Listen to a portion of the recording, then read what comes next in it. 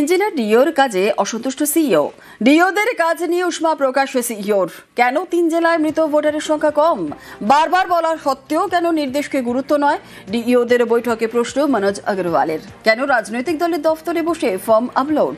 সংশ্লিষ্ট বিএলওর থেকে ব্যাখ্যা দাবি স্পেশাল অবজারভারের।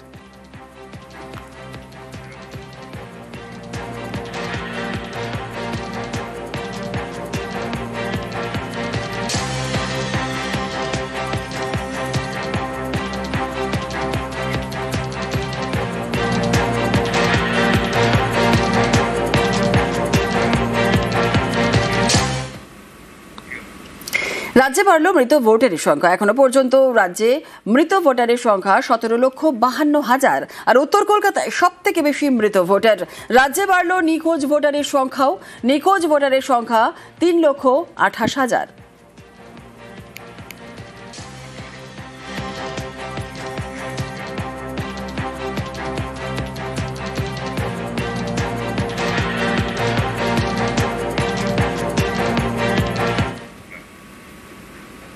বেসরকারি আবাসনে ভোট কেন্দ্রে অনর কমিশন। বহুতলে ভোট কেন্দ্র নিয়ে দ্রুত তালিকা পাঠাতে নির্দেশ।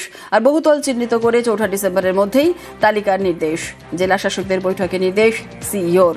বহুতলে ভোট কেন্দ্র নিয়ে কেন এত দেরি? প্রশ্ন সিইওর।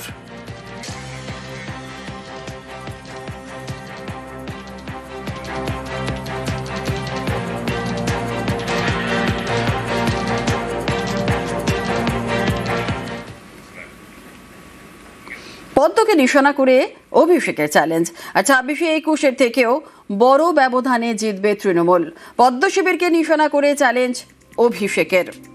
পদ্মকে নিশানা করে অভিষেকের চ্যালেঞ্জ। 26-21 থেকেও বড় ব্যবধানে জিতবে তৃণমূল। আর পদ্ম শিবিরকে নিশানা করে চ্যালেঞ্জ অভিষেকের। আরো বিস্তারিত জানাবে আমাদের সঙ্গে রয়েছেন আমাদের প্রতিনিধি আবির ঘোষাল। আবির, পদ্ম শিবিরকে এক্স হ্যান্ডেলে চ্যালেঞ্জ অভিষেকের, ঠিক কি উল্লেখ করেছেন এক্স হ্যান্ডেলে? গতকালকে বিজেপি শিবিরের তরফ থেকে চ্যালেঞ্জ করা হয়েছিল এবং তারা উল্লেখ করেছিলেন যে 2021-এ যে ফল হয়েছে সেই ফল হবে না, 2026-এ বদল হবে।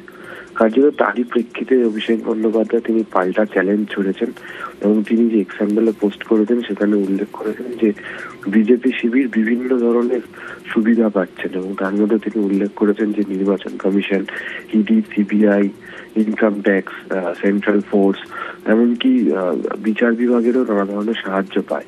কিন্তু বিজেপি 2021-এর থেকেও বড় ম্যান্ডেটে পরাজিত হবে, অর্থাৎ 2026-এ তৃণমূল কংগ্রেস 2021-এর তুলনাতেও বেশি ভালো ফল করবে, বেশি আসনও পাবে। এটাই তার চ্যালেঞ্জ। একই সঙ্গে তিনি উল্লেখ করেছেন যে বিভিন্ন সময়কে কেন্দ্র করে গত কয়েকদিন ধরে নির্বাচন কমিশনের বিভিন্ন বিষয়কে সামনে রেখে বিজেপি যে ধরনের বক্তব্য রাখছে, যে ধরনের তথ্য প্রকাশ করার চেষ্টা করছে, সেগুলো সাধারণ মানুষ বুঝতে পারছেন। এর আগেও যেভাবে এজেন্সি ব্যবহার করা হচ্ছিল সেভাবে কমিশনকে ব্যবহার করার চেষ্টা হয়েছে। কিন্তু তারা বেশ কতগুলো সহজ প্রশ্ন ইলেকশন কমিশনের কাছে তুলেছেন, যেগুলোর উত্তর এখনো পর্যন্ত পাওয়া যায়নি। এটাই তার চ্যালেঞ্জ যে 21-এর তুলনাতে 26-এ তৃণমূল আরো বেশি আসন নিয়ে ফিরবে। যতই এজেন্সি বা কমিশনকে ব্যবহার করা হোক, ফল তৃণমূল কংগ্রেসের অনুকূলে যাবে। ধন্যবাদ।